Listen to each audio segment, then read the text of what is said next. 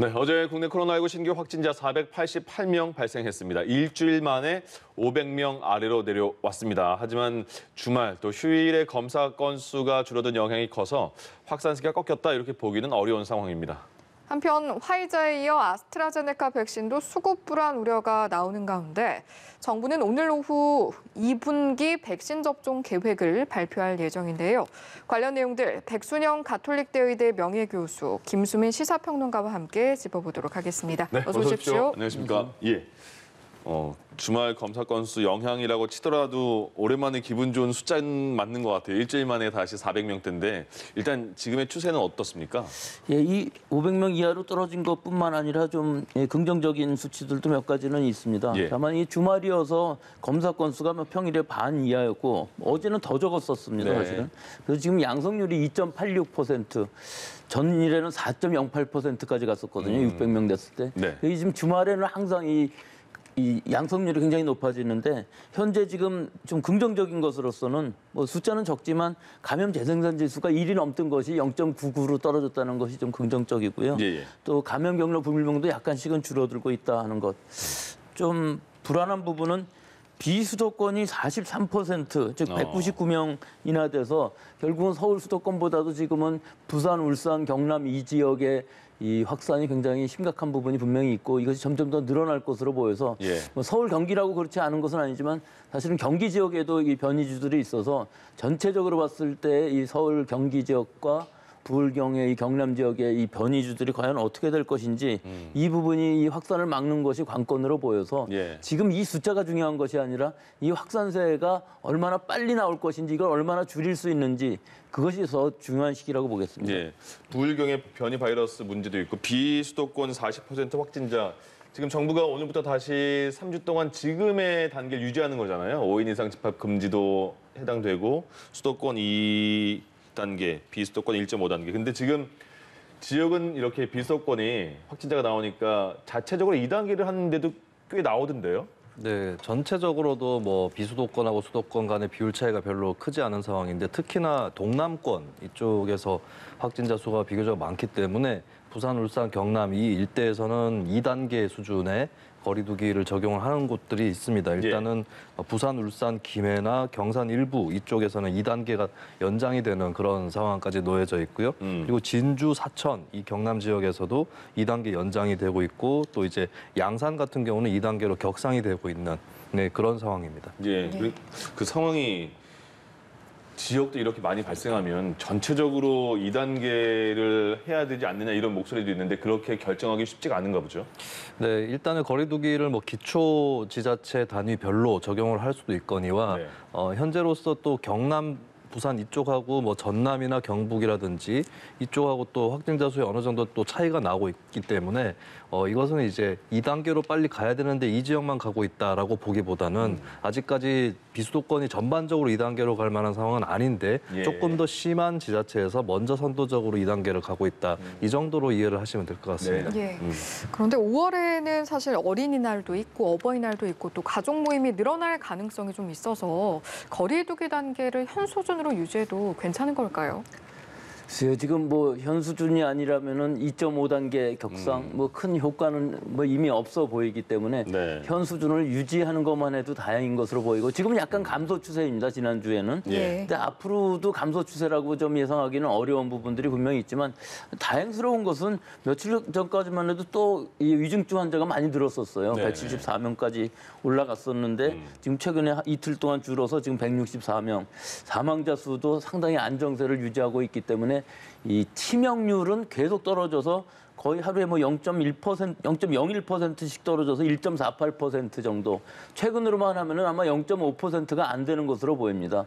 따라서 이 두 가지 위중증 환자와 사망자 수가 상당히 안정적이라는 의미는 감염자 수는 600~700명이 된다 할지라도 실제로 입원하거나 또는 사망하시는 분들은 상당히 적어졌다 하는 것이 안정적인 부분이 있어서 예. 지금 이 상황을 유지하면서 가능한 한 6월 말까지 1000명이라는 이 수준, 이게 거기까지 유지될 것이냐 하는 것인데 뭐 변수는 물론 있습니다. 변이주가 있지만 지금의 상황을 봐서는 지금 정체기에 있으면서 급격한 증가만 아니라면 즉 급격한 증가라는 거는 한두 주 사이에 뭐 몇백 명씩 올라가서 뭐 한 주, 두 주 지나면 다블링이 된다든지 이러면 지금 1,000명이 넘어가는 수준이 되지 않겠습니까? 예. 근데 정부의 지금 목표가 일단 6월까지 1,000명만 유지된다면 또 1,200만 명 정도의 고령자 65세 이상이 전부 접종이 완료된다면 굉장히 안전적인 수준이 될 것이다. 예. 즉 위중증 환자 사망자가 눈에 띄게 더 줄어서 지금보다 더 줄어서 예를 들어서 치명률이 지금 0.5%인 것이 한 0.1%까지만 내려간다면은 독감이나 뭐 다른 질병하고 큰 차이가 있는 것은 아니거든요. 그렇기 때문에 그 상황이 된다면은 우리는 7월부터는 조금 더 완화할 수가 있고 또 그때는 이제 1,000명 이상이 넘어간다 할지라도 사실은 관리 가능한 질병이 될 수가 있는 것이거든요. 예. 즉 입원 환자가 많지 않다면은 1,000명, 2,000명 된다는 것은 우리가 뭐 한겨울에 독감은 1,000명, 2,000명이 아니라 뭐 몇만 명도 한 계절은 걸리는 거거든요. 예. 그러니까 그런 것에 비교한다면은 지금의 숫자 자체가 무서운 것이 아니라 치명률이라든지 입원 환자들이 이제 늘어나는 것이 위험한 것인데 사실은 내 1,000명 이상 이렇게 넘어가고 그러면은 그 시기가 된다면은 역학조사는 좀 등한시해도 되는 상황이고 예. 가능한 한 치료라 조기 진단 조기 치료, 즉 증상이 나타난 사람들을 치료하는 게 더 우선적일 수가 있는 상황이 되기 때문에 또 한 가지는 이 3분기가 되면은 우리가 2,400만 명 정도 접종을 해야 되기 때문에 네. 사실은 이 역학조사나 이런 데 힘을 쓰는 것보다는 접종이라든지 이런 부분에 훨씬 더 힘을 쓰는 것이 좋을 시기가 되기 때문에 그런 걸 좀 기대해 보기는 하지만 하여튼 제일 중요한 것은 앞으로 5월, 6월을 얼마나 잘 지내느냐. 이것이 마지막 관문일 것으로 보이고 예. 우리 국민들한테도 희망일 것으로는 보입니다. 네네. 이 2달만 잘 버틴다면 그다음에는 확실하게 우리가 안정세를 보일 수 있다는 것이죠. 예. 개별적으로 이런 개편안을 적용해서 시행하는 곳들도 있습니다. 지난주에는 경북 12개 군이 그랬고 오늘부터는 전남도에서도 좀 시범적으로 일주일 정도 시행을 한다고 하는데 현재 전남 지역의 코로나 상황은 어느 정도입니까? 일단 전남 전에 경북에서 적용을 했었던 새로운 거리두기 단계의 배경은 되게 간단한데요. 예. 12개 군에 걸쳐서 시행을 했었거든요. 근데 12개 군의 면적을 다 합치면 서울의 15배고 인구는 거꾸로 서울의 4.3% 그러니까 굉장히 인구 밀도가 낮은 지역이었었다는 거죠. 경북의 12개 군이. 그러다 보니까 거리두기 단계를 떠나서 이렇게 뭐 전파가 되는 그런 소지들이 좀 작은 편이었고 4월 중에도 14명만 이 12개 군에서 확진이 됐었습니다. 예. 전라남도에도 이런 군 지역들이 꽤 있을 것이고 그리고 최근 들어서 이제 하루에 평균 2명 정도 확진이 됐기 때문에 전남도에서도 어느 정도 시범 적용을 한다라고 하는데 경상북도에서 적용했던 것보다는 조금 더 그래도 강화된 내용인 것 같아요. 왜냐하면 이제 경상북도는 1단계에서는 사적 모임 인원 제한을 적용시키지 않는데 2단계에서는 8명, 3단계는 6명 이렇게 기준을 정했다면은 전라남도에서는 이제 일단 현재로서 4명으로 돼 있는 것을 6명 정도로 넓히는 그 정도 수준이기 때문에 경북도보다는 조금 더 강화되어 있는 그런 안이라고 볼 수 있겠고요. 예. 예. 최근에 이제 전라남도에서 그렇게 많이 확진이 되지는 않았었기 때문에 어느 정도는 적용해 볼 수 있겠다라고 생각을 할 수 있습니다. 근데 당장에 이제 전남 고흥이라든지 이쪽에서 뭐 10여 명 정도의 확진자가 발생한다든가 이런 또 알겠습니다. 주의할 만한 흐름들이 있기 때문에 예. 이것을 봐가면서 결정을 해야 될 것 같습니다. 예. 예. 사실 최근 관심은 백신 수급에도 많이 쏠려 있는데 화이자에 이어서 아스트라제네카 백신까지 분량이 며칠 안 남았다 이런 이야기들도 나오고 있고요. 여기에 대해서 정부는 그렇지 않다라고 입장을 좀 표명을 했는데 실제로 어떤 상황인 겁니까? 네, 분량이 얼마 안 남았다라는 그 지적에 대해서 정부가 얘기를 한 것은 계속해서 순차적으로 들어오고 있다라고 하는 것을 다시 상기를 하는 것이었거든요.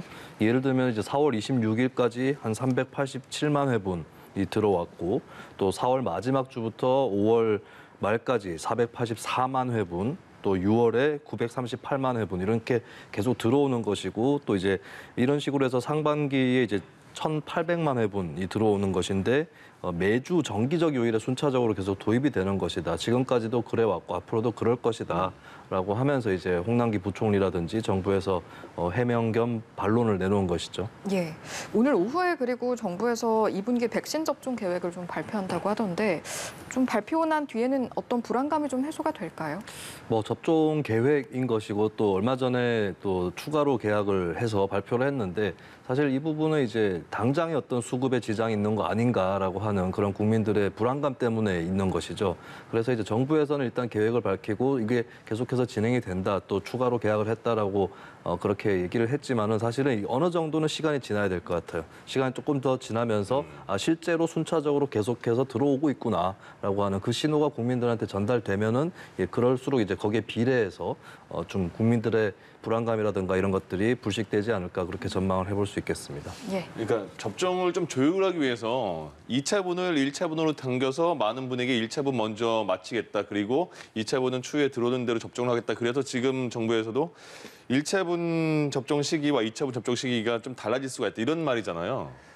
아스트라제네카 백신의 경우에 있어서는 12주 간격이기 때문에 충분히 그렇게 할 수 있었고요. 네. 우리가 2분기까지는 그렇게 하기로 다들 얘기가 됐었는데 사실 파이자 접종분에 대해서는 그 간격이 3주로 굉장히 짧기 때문에 네. 우리가 원래는 그렇게 생각하지는 않았었습니다. 이건 2차분을 비축해놓고 맞춰야만 되는 것이기 때문에 이런 접종 간격이 생기지 않게끔 이런 지금 거의 3주 동안 1차 접종을 못하게 되는 상황 아니겠습니까? 예. 그렇기 때문에 지금 우리 손에 들고서 맞추는 상황이 아니라 좀 더 좀 자잘하게 잘라서 접종 계획을 발표를 했어야 되는데 우리 전체적으로 9,900만 명분이 있다는 것은 물량 자체는 절대로 모자라지 않습니다. 네. 또 7월 이후에 생각해 보면은 미국이나 유럽 같은 데서 접종이 상당히 많이 완료되면 물량도 많이 남을 것으로 보이고 예. 또 파이자 모더나도 증산을 하기 때문에 그 증산이 실제 우리 눈에 보이는 상황이 된다면은 7월 이후의 문제는 그다지 없어 보이는데 문제는 5월, 6월에 2분기 접종이 지금 5월이 벌써 들어오지 않았습니까? 네네.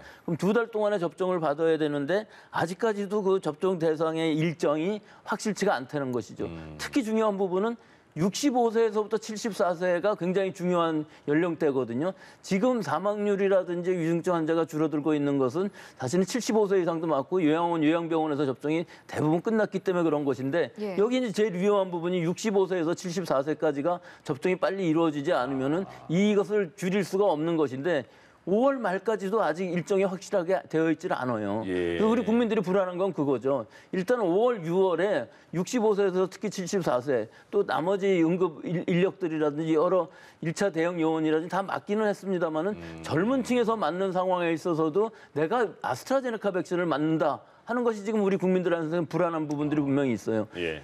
3분기가 되면 아스트라제네카 백신 거의 안 맞을 겁니다. 아마 파이자 백신이 전부가 3,300만 명분이 되기 때문에 우리 인구에서 지금 한 200만 명에서 3,600만 명 정도 70% 접종을 한다는 것인데 파이자 물량만 해도 그 정도 가까이 되기 때문에 이런 거부감이라든지 이런 것들은 분명히 없어질 것이지만 예. 지금 이 보릿고개라고 할 수 있는 5월, 6월에 있어서의 파이자의 75세 이상 접종과 아스트라제네카 65세에서 74세 접종의 이 시간 타임 테이블이 확실치 않다는 것.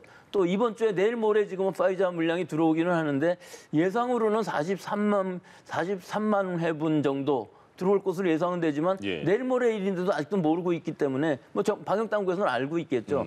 즉 이런 것들에 대한 신속하고 투명한 정보 공개가 되어야 되는데 항상 지금 보면 지금 재고가 얼마나 있는지는 말씀 안 하시고 문제 없다고만 자꾸 말씀하시니까 문제거든요. 예. 지금 얼마나 있고 내일 모레 확정된 게 얼마고 그렇기 때문에 이 일정이 좀 늦어지더라도 5월 안에는 몇 명 맞출 수 있고 하는 것이 좀 더 근본적인 문제가 해결이 돼야 되는데 예. 우리가 모른다는 게 불안한 것이죠. 이게 이제 안 들어온다는 얘기를 하는 것은 아닙니다. 예. 예. 그 불안함에 대해서 조금 더 투명하게 공개를 해 주십사 이런 부탁이었습니다. 그리고 화이자도 마찬가지고 아스트라제네카도 마찬가지고 이상 반응은 아주 가끔씩 나오긴 나오잖아요. 근데 보면 걱정스러운 부분은 좀 크게 이상 반응이 일어나시는 분들인 것 같아요. 보면 아스트라제네카 접종한 50대 경찰관이 뇌출혈 증세를 보여서 지금 의식을 아직 찾지 못하시는 것 같은데 이분도 그전에는 건강하셨다고 하거든요. 그렇죠. 이게 지금 아스트라제네카가 183만 명, 파이자가 156만 명 접종을 받았는데요. 네. 실제로 인과관계가 확인된 경우 한 명, 20대 응급영웅 한 명 뇌정맥동 혈전으로 입원했다가 퇴원한 사람이 있었는데 그분만 이 인정은 받았는데 그분도 사실은 백신하고의 인관성은 없었어요. 왜냐하면 혈소판 감소를 동반해야 되는데 혈소판 감소는 없었다는 것이거든요. 예. 그러니까 전체적으로 봤을 때 인과관계가 확인되는 부작용 사례는 중증 사례가 없었던 것은 맞고 사망인 경우도 아직까지는 없습니다. 네. 그런데 왜 이렇게 불안하냐 하면은 예. 인과관계가 확실하지는 않지만 완전히 또 배제할 수 없는 것이 건강하시던 분이 갑자기 이런 증상이 나타나기 때문에 그 부분에 있어서 불안감이 있는 것이거든요. 네. 그리고 특히 40대 이 간호조무사 같은 경우에 있어서는 사실은 그 치료하는 데에 있어서도 상당히 부담을 느꼈었기 때문에 문제가 되는 것이었기 때문에 지금 상황에서 보면은 예방 접종을 받은 후에 어떤 중증 증상이 나타나는 경우에 있어서는 무조건 확실하게 피해 보상을 하면서 치료비 같은 것들을 본인 부담이 되지 않게끔 하면서 예. 관리를 잘하고 최종적으로는 인과관계를 밝힌다 할지라도 지금 이 단시간 안에 며칠 안에 이게 인과관계가 나타날 것 같지는 않은 상황이지 그렇죠. 않습니까? 예. 밝힐 수도 없고 네. 또 사망하시는 분의 경우도 부검을 해야만 알 수 있고 또 완전히 배제할 수 없는 경우들이 많이 있기 때문에 일단 접종을 받고서 그런 부작용이 나왔다 그러면은 그 피해 보상 또 신속하고 투명하게 정보 공개를 하는 게 굉장히 중요합니다. 지금까지는 그 정보 공개가 굉장히 늦었었기 때문에 불신감을 가진 것들이 있었거든요. 네. 지금 이 경찰관의 경우도 이런 상황이 일어났으면은 확실하게 이게 지금 무슨 상태다, 현재의 상황은 어떻다 하는 것들을 밝히고 지금으로 봐서는 인과관계가 뭐 어느 정도 될 것 같다는 정도도 좀 근본적으로 투명한 공개가 필요한 부분이 있고 예. 아마 이 대부분의 경우에 있어서 파이자나 뭐 이 아스트라제네카나 둘 다 부작용은 없을 수는 없습니다. 결국은 네. 어딘가에 있는 것이고 인과관계를 밝히기도 굉장히 어렵습니다. 그렇기 때문에 인과관계가 완전히 없는 거 이외에 중증으로 가는 경우에는 원칙적으로 전부 보상해 준다는 것이 그 근본적인 해결책이 될 것으로 보입니다. 아, 예. 교수님 말씀하신 것처럼 백신을 지금은 조금 나중에 맞을래 아니면 맞아도 될까 불안한 것 중에 하나가 만약에 나에게 이상 증상이 있을 때 바로 피해 보상이 바로 될까 그 부분인 것 같잖아요. 지금은 뭐 정부에서 잘 이루어지고 있는 겁니까? 현재까지는 이제 보상 결정하는 전문위원회에서 9건을 심사를 내가지고 예. 4건을 인정을 했습니다. 이 4건은 다 경증이기 때문에 30만 원 미만 정도의 보상액일 것 같은데 근데 네. 문제는 이제 현재 계류돼 있는 것이 한 300건 정도 되거든요. 여기에 대해서 좀 신속한 처리가 필요한 그런 상황이 됐습니다. 거기에 대해서 이제 정부에서 준비를 하고 있는 것은 일단은 현재 질병관리청에서 이 보상을 심의하는 기간이 120일 정도거든요. 네네. 이것을 이제 기간을 단축시키겠다라고 하는 게 기본적으로 깔려 있고 그다음에 소액 심의의 경우에는 제출하는 서류를 간소화해서 예. 조금 더 원활하게 심사를 빨리 할 수 있도록 하겠다. 소액이기 때문에 더더욱 뭐 시간을 지체할 필요가 없다라고 하는 그런 생각에 따른 정책을 또 준비를 하고 있습니다. 그리고 이상 반응이 심해서 치료를 받고 그것 때문에 생활이 어려운 분들이 계실 수 있거든요. 예, 예. 여기에 대해서 앞서 말씀하셨다시피 뭐 인과관계를 입증을 하고 이런 데 시간이 굉장히 오래 걸린다거나 결국에는 그게 입증이 안 돼서 보상이 안 된다거나 이런 경우가 생길 수 있는데 근데 이런 경우는 어쨌든 백신을 맞고 이제 굉장히 상태가 나빠졌기 때문에 예. 어느 정도의 도의적 책임감을 갖고 긴급 복지라든지 또 예. 재난 의료비라든지 이런 것들을 지원하는 방향으로 정부 정책은 또 가닥을 잡고 있습니다. 예.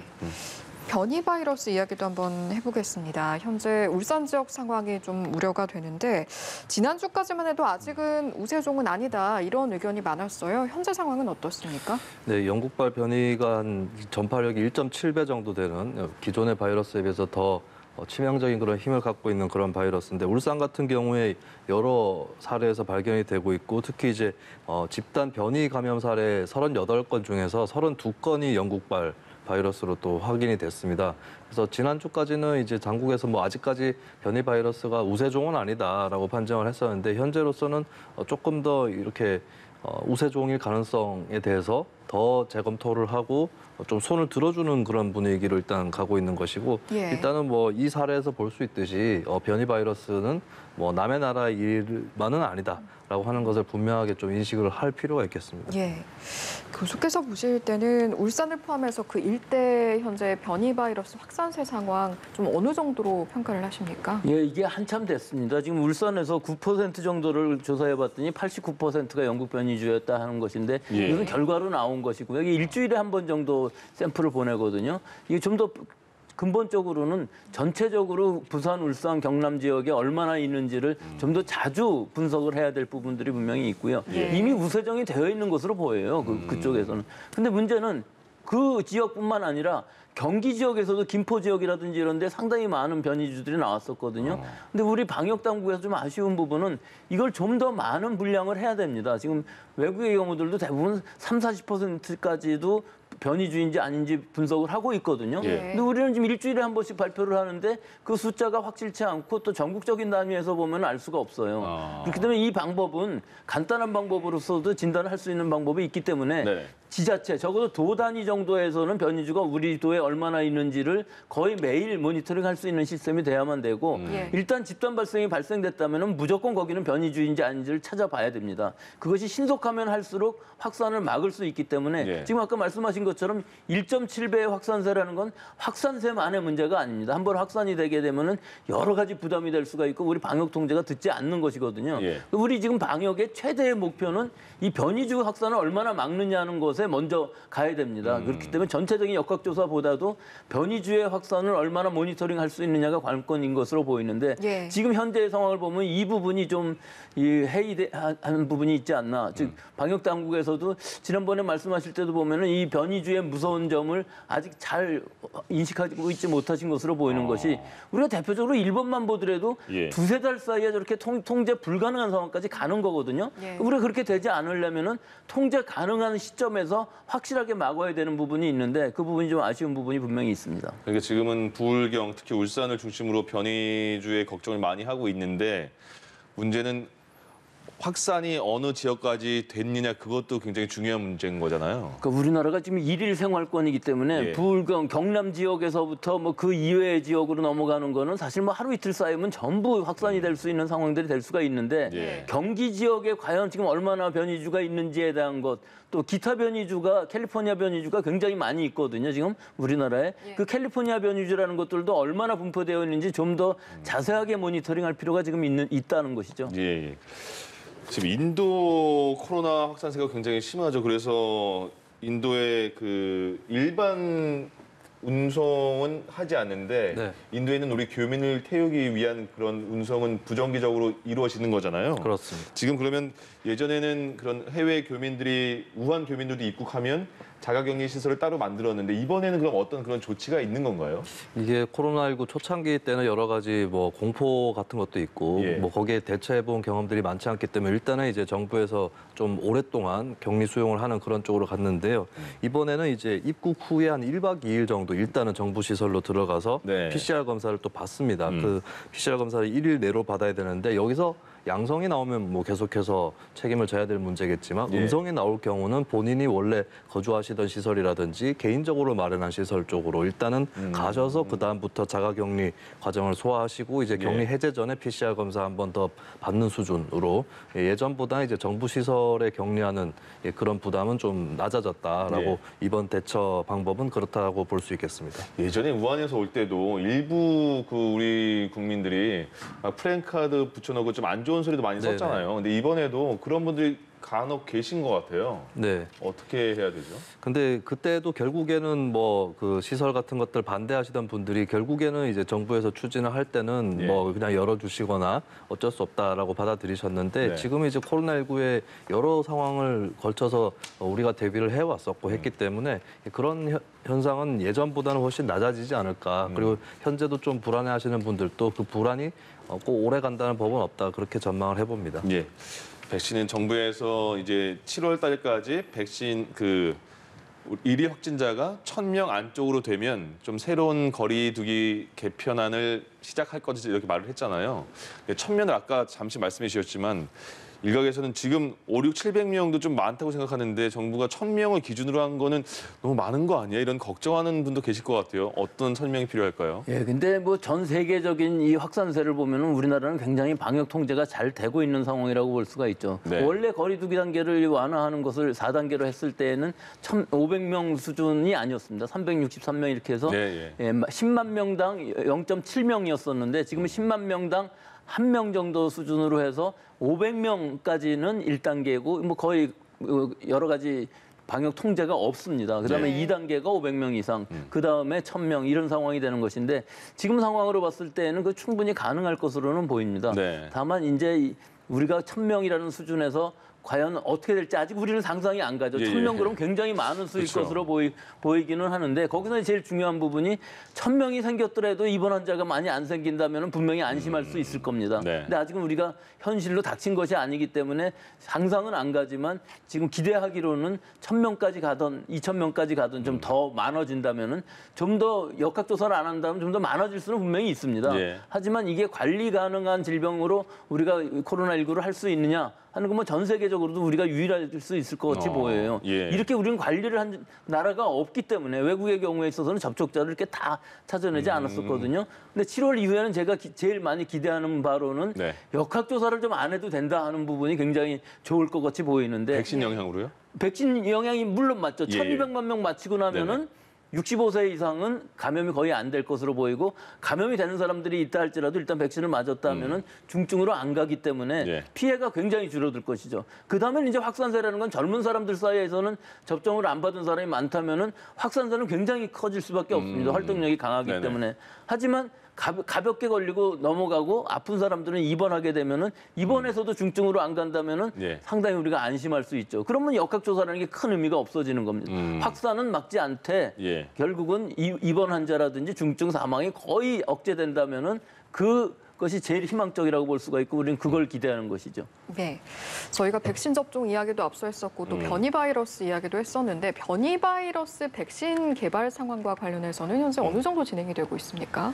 아마 mRNA 백신 파이자나 또는 모더나 같은 경우는 이미 거의 다 개발이 되어서 할 것으로 승인을 아마 하기는 얼마 안 남은 것으로 보이는데 예. 사실 우리가 기대하기로 제일 좋은 거는요. 예.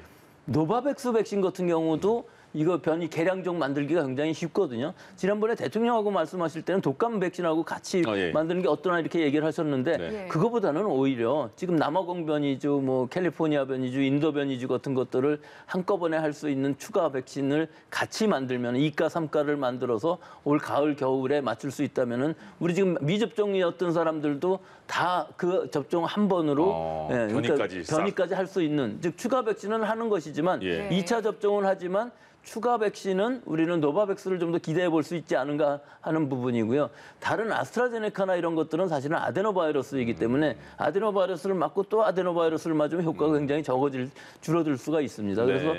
아마 게임 체인저가 될 수 있는 것은 노바백스가 승인을 받고 우리나라에서 대량 생산을 할 수 있다면은 굉장히 좋은 백신이 될 수 있을 것으로 보이는데 아직은 영국이나 유럽, EU에서 승인을 받지 못한 상황이기 때문에 조금 시간은 걸릴 것으로 보입니다만 예. 적어도 4월, 6월 안에는 이것이 가능할 것으로 보이기 때문에 이게 승인이 되고 나면 우리나라도 지금 준비를 하고 있거든요. 예. 그렇기 때문에 우리나라도 바로 승인하고 바로 생산을 한다면 괜찮겠는데 문제는 이게 어주번트라고 그래갖고서 사포닌이라는 식물 추출물을 사용하는데 이게 GSK의 특허거든요.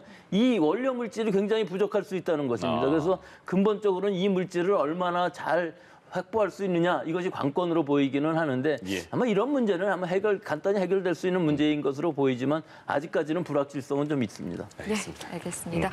오늘 말씀 여기까지 듣도록 하죠. 지금까지 백순영 가톨릭대의대 명예교수 그리고 김수민 시사평론가와 함께했습니다. 고맙습니다. 고맙습니다. 예.